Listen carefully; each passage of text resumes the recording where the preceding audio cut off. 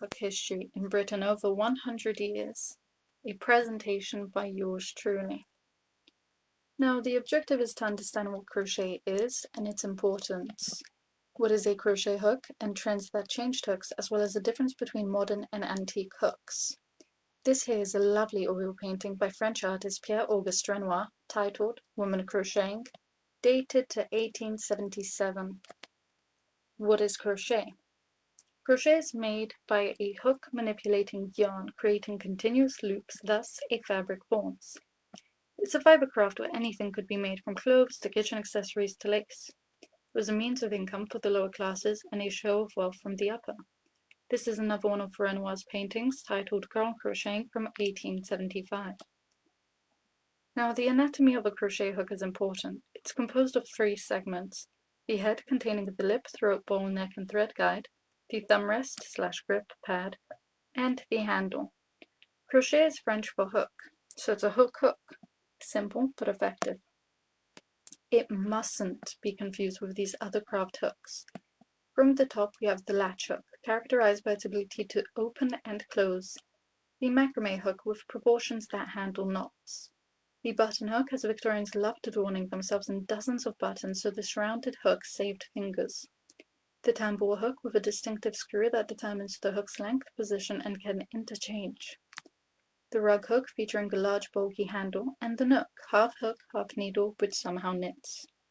I provided a link to a lovely website should you want more information, as there are plenty more hooks. We're focusing on hooks which are produced as crochet hooks and advertised and intended as so. Of course, you could crochet with these, but they're not crochet hooks. Now, modern hooks are aluminium, they're cheap and mass-produced. They only really come in larger sizes, from a 2mm upwards to an 8 or even more.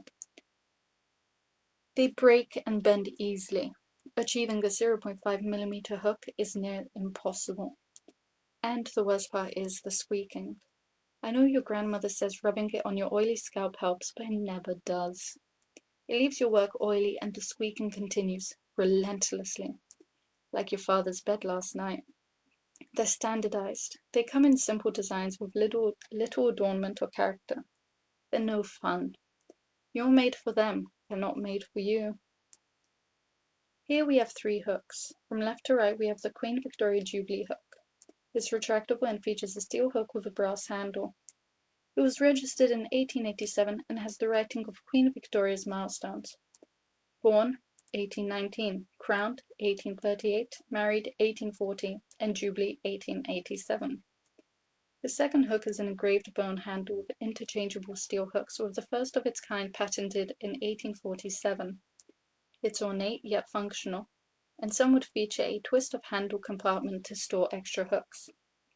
The third is a very distinctive steel hook, with a wire handle design. There were endless variations, with some containing multiple hooks within one handle. Crochet hooks obviously crochet, but they will also feature in sewing repair kits. They were a show of status, of leisure, and free time. They were of course decorative, with some being made of silver, gold, ivory, jade, and so on. With all of the history and designs, they are a collectible craft as wet dream. Here's the sewing kit I mentioned. This is mother of pearl, although the handles could also be made from bone or wood. This is a sewing repair kit. It has a thimble, scissors, button hook, crochet hook, an awl, glove stretcher, so on and so on.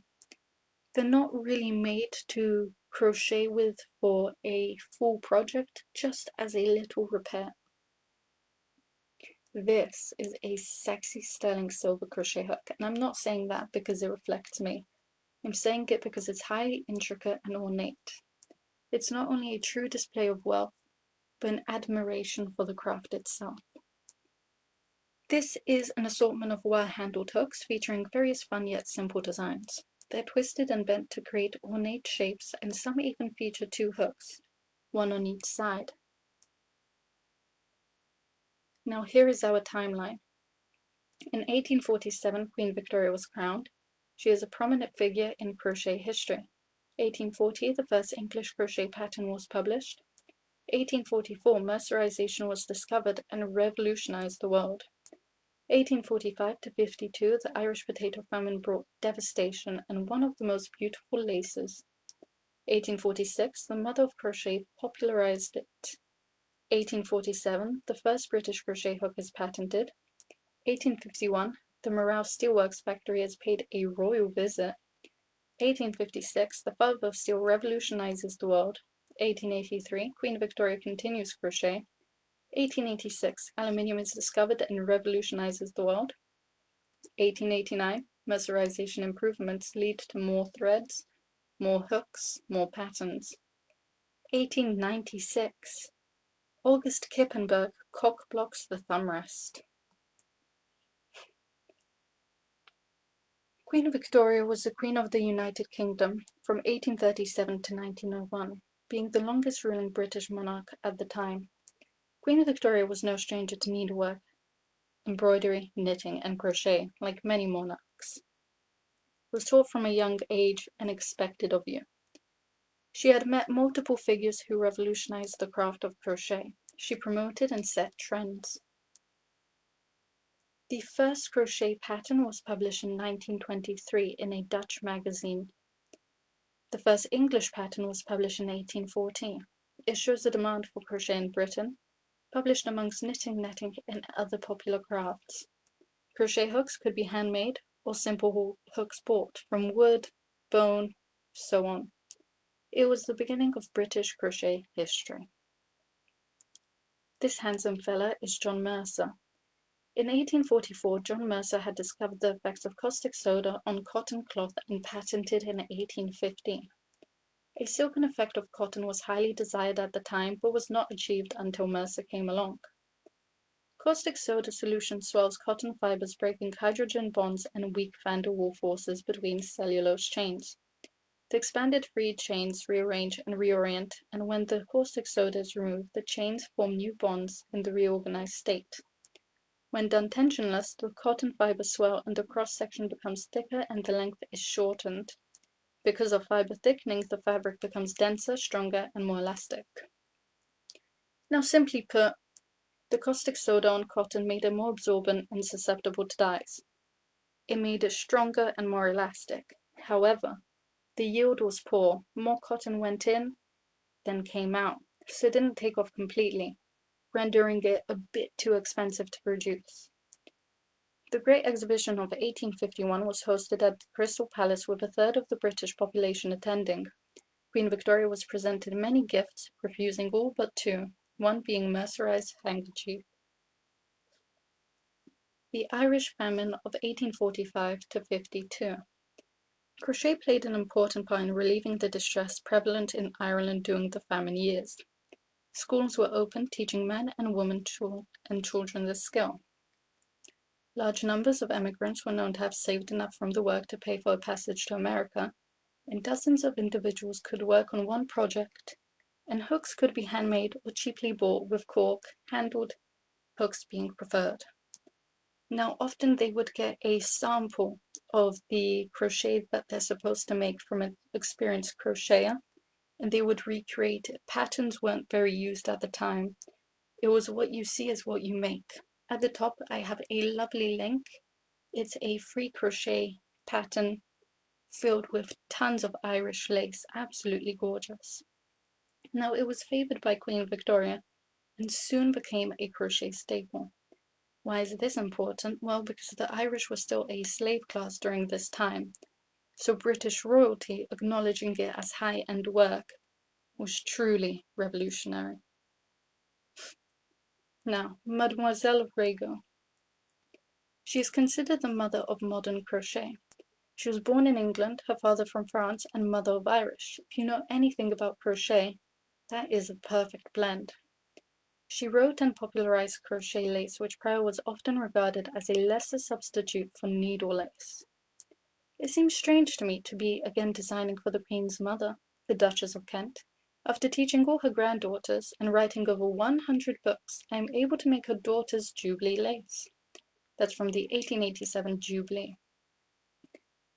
She was amongst the early publishers of crochet patterns, and in 1851 her pattern for a spectacular children's lace dress was awarded a prize at the Great Exhibition in London, the first ever award in crochet. Chambers hook, 1847, the first British crochet hook patent. Now, this is technically a crochet needle. It's a steel sewing crochet needle with a bone handle with storage for extra hooks. It features a brass collar, it's interchangeable of course, and it was made in the same process as needles. At the bottom we can see a comparison of a sewing needle and a crochet needle. So all they had to do is file down or not fully form the eye of the needle. The point remained as that was already there, it was already during the manufacturing process it was done. But all they did was alter the eye to make a little hook. That's why we sometimes refer to them as crochet needles and not hooks. Now Morals. Morals was a steelwork factory in Redditch in England. They received a royal visit in 1851 from the Queen. On the 16th of June 1851, the Queen, Prince Albert, and Soot inspected the machinery. The Queen examined each process and was pleased not only to express her satisfaction, but to accept from the inventor specimens of needles in their different stages of manufacture. The Queen asked many questions respecting the process of this useful art in England, as to the number of people employed before machinery was introduced, the quantity of needles made per week, the number of persons now employed, and needles made. The Queen was much pleased to find that the introduction of machinery had caused more employment for the people, and ordered the questions and answers to be entered in a book. The Duchess of Kent afterwards requested some specimens, the same as presented to the Queen. Why is this super fun and relevant? Well, Morals, they went on to become one of the most popular, well-known, and the top manufacturers of crochet hooks in Britain. Abel Moral's method of the stamp and press for sewing needles was used now to manufacture crochet hooks.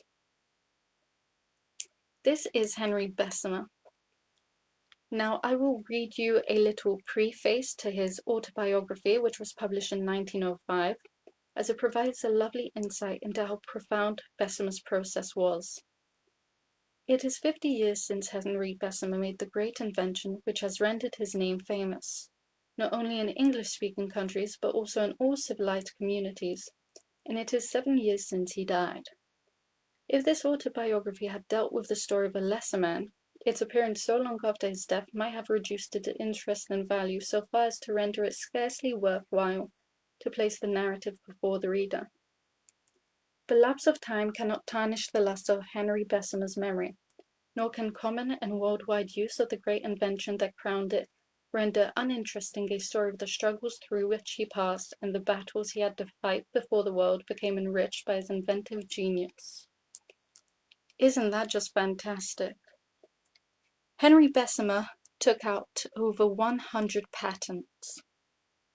So the Bessemer process was extraordinary. It was the first method discovered for mass-producing steel. It was efficient, inexpensive, and revolutionary worldwide. The process, in layman's terms, is when molten pig iron would have air blown upon it, which oxidized it and removed impurities. Here's a little extract from his autobiography. This is Bessemer's words himself. I find him quite poetic, and if you have the time, you must read his work. On the 21st of June, I received an intimation from the Right Honourable R.A. Cross that Her Most Gracious Majesty had been pleased to signify her intention of conferring on me the honour of knighthood, after the council which would be held at Windsor Castle on Thursday, the 26th instant ensuing. I accordingly repaired to Windsor on that day. One of the royal carriages awaited my arrival at the station and conveyed me to the castle, where I had the honour of passing through the quaint and interesting ceremony of kneeling on one knee before Her Majesty and receiving a gentle blow across the shoulder from a light and beautifully drawn sword, and was commanded to express my gratitude by kissing the hand of Her Most Gracious Majesty. I afterwards took lunch at the castle and then returned to London. Now, why was this so significant? Well, before this, crochet hooks were often steel crochet needles. They were bone and they were just, frankly, sort of cheaply made, but pretty expensive. The process didn't optimize the hook as well as it did now at this point. Bessemer entered the career of the crochet needles. Rather now they were made by drawing out the end of steel rods and creating a hook. It was cheaper and quicker. It became more standardized, reliable sizes. It became stronger and had more sizes available, and you could have more innovative designs. Now here is an advertisement from 1888 showing these lovely steel hooks with wire handles. And then we have, I believe, from 1936, Millwood & Sons was also a Redditch steelworks manufacturer. Top of the game as well, and my favorite company. They have the Archer hook, which I have to say is a lovely hook. It's of course steel, and it is so smooth and well-rounded that it is impossible to split the silk, wool, or cotton. It could have a gold-plated tip and embossed flattened grip, with safety sheath protector combined to make the Super Archer hook. Isn't that gorgeous? Queen Victoria, 1883. We know Queen Victoria continued crocheting into her later years. We have a crochet cover that she made in 1883 for one of her grandchildren, Princess Alice. Victoria seems to have taken great pride in her creations, making sure they were embellished with her cipher. Crocheted support for war veterans. Queen Victoria crocheted 8 scarves in the last year of her life, awarding them for bravery to selected veterans amongst her forces in the South African War. Known as the Queen's scarves, these were received with honor and worn as sashes with great pride. 4 were earmarked for servicemen in the colonial forces of South Africa, Canada, Australia, and New Zealand. The remaining 4 were awarded to members of the British Army. An aluminium, 1883. What we use commonly for crochet hooks today. 1886, these two, an American and French, both separately figured out how to inexpensively extract aluminium from aluminium oxide using electrolysis. They battled over patents for years before becoming friends. Aluminium is long, strong, resistant to corrosion, and immediately became popular. Here we have 2 ads from 1915. The aluminium Aero. It is rustless, lightweight, glass smooth finish, and perfect hooks. Then we have the aluminium crochet hook, best quality aluminium hooks, nickel plated, assorted sizes. Now, why is this interesting? Because steel hooks are prone to rust. They are steel. Steel has iron. So you need to nickel plate them, which is an extra step, which you can see Aero can avoid. So you can provide a cheaper alternative, much more durable, but at the expense of having it a bit weaker. Now, mercerization did receive its improvements in 1889.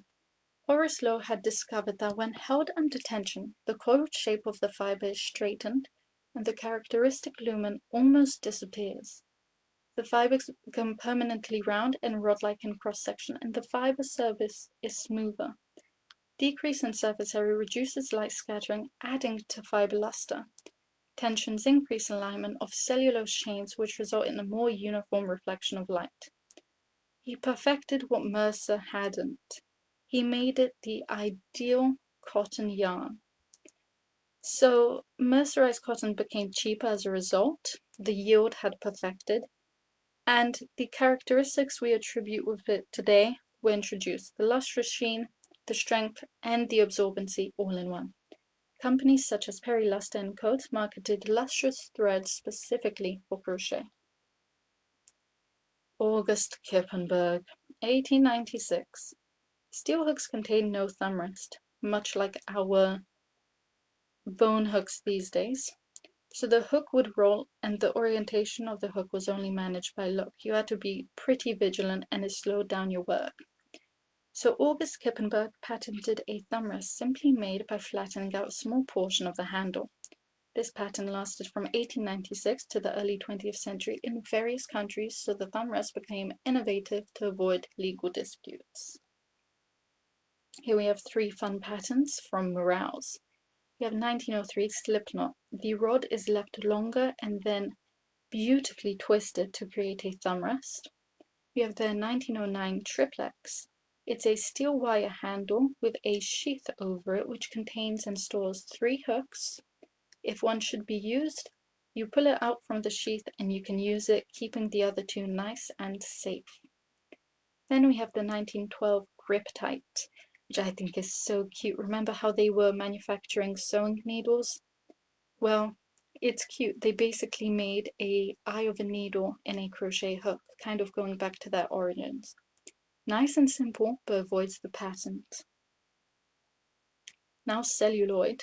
This is all work from Nancy Neckrick from lacebuttons.com. I think it was worded beautifully, so I didn't want to alter this.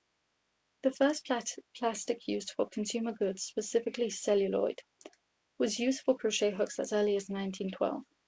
Celluloid, ivory, tortoiseshell, horn, and bone, all of which were used for larger sized crochet hooks, all had some supply problems between 1900s and World War I.